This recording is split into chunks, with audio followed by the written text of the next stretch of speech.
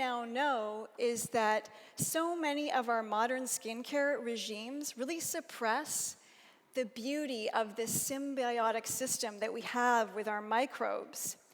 And so the bacteria that domesticate our dermis are altered by what we apply topically, from anything from shaving cream to deodorant.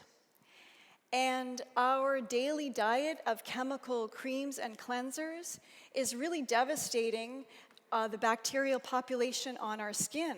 And this is giving rise from everything from wrinkles to rosacea. We need to know that bacteria are the beautician. By outsourcing our beauty routines to bacteria, we let the microbes micromanage our skin.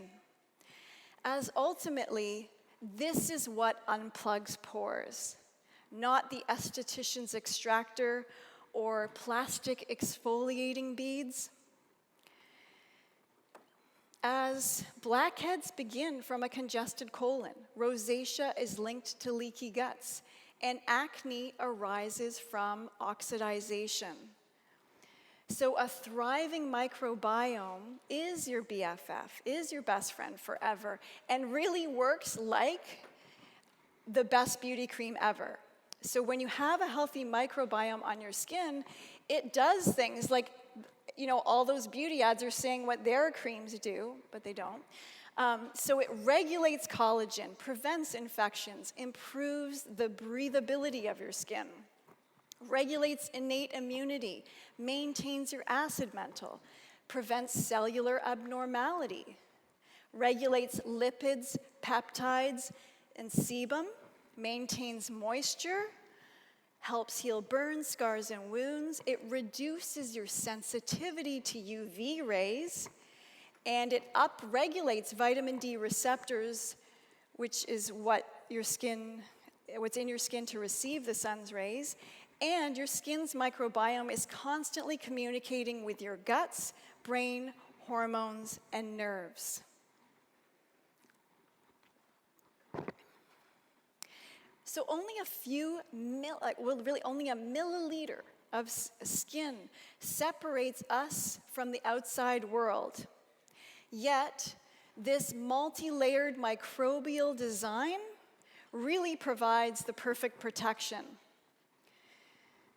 So in the very thin top layer of our skin, called the epidermis, there are 4 layers. So again, all this is happening in 1 millimeter. That's like the side of a credit card. So the top layer is called the stratum corneum, and this is our outermost layer, our most protective layer, and it is our anti-aging layer, and it's our anti-infectious layer. The next layer is our hydrolipid barrier, the stratum granulosum, and this produces ceramides and lipids. Next, we have the stratum spinosum, which is immunologically active, and it provides a net-like layer for the stratum basal, which is called the basement layer.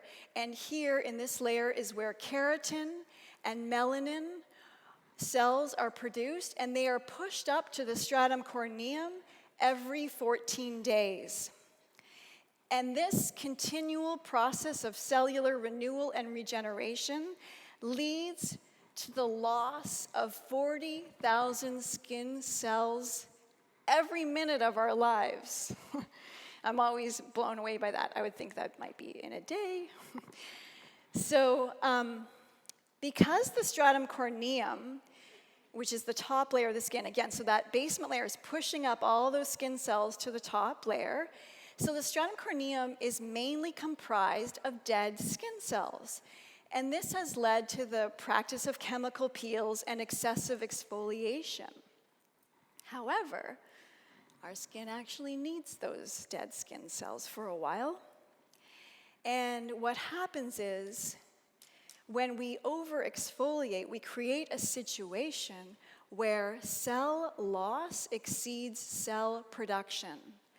And the young cells left underneath, they're all like stressed and vulnerable because they don't have that top layer of cells. And that top layer of dead skin cells is also food for your bacteria.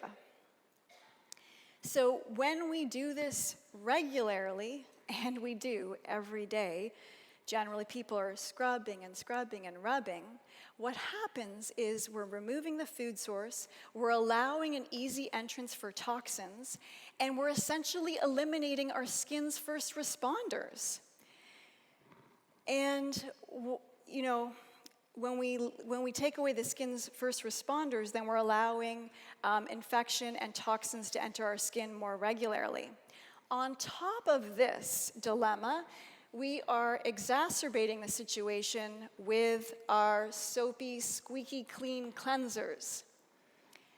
Studies show that the surfactants that we're using in soaps and foaming cleansers, even if they're the mild ones that you bought at the health food store and think are okay, all these surfactants are lodging themselves into the stratum corneum. And this creates a lot of side effects. And you never really give your skin a break, because generally a lot of people are using foaming cleansers or soap every day for their face. And so what happens is you can get chronic conditions that you really don't think is related to using your soap at all. We get an impaired lipid barrier, so then that moisture and the special fats of our skin are getting depleted. It can get inflamed, dry, itchy. There's oxidative stress, which can cause acne and clog pores.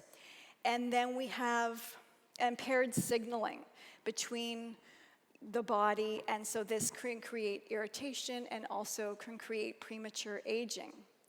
So when we're excessively exfoliating and using these surfactants, we're removing that top layer of cells and that flora from our skin.